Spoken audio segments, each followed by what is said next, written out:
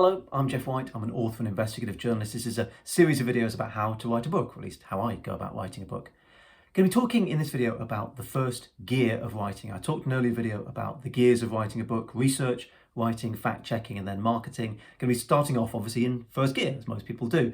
Even if you know loads about your book, you're probably going to have to do some research for it. And research gear one is the fun gear because it's full of potential. You're finally going to get that chance to speak to that person you've always wanted to speak to, or do that exclusive interview, or nail down that hunch you've always had. Lots of potential in gear one. And that's why I suspect a lot of people who start a book really struggle to finish one. It's because research gear is fun, and moving on to writing forces you to admit reality, which is that you didn't get that exclusive interview, you didn't nail down that hunch. The whole chapter's not turned out the way you wanted it to do. It can seem disappointing when you move on to writing from research. There's two things I'd say about that. The first thing is that earlier on we talked about writing a schedule, talked about that in an earlier video.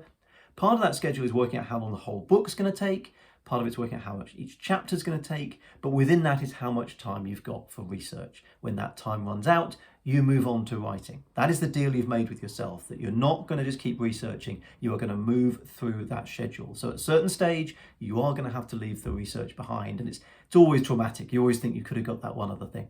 But hey, look at it this way. The people who eventually read your book, they have no idea what research you were supposed to have done. All they know is what they're confronted with.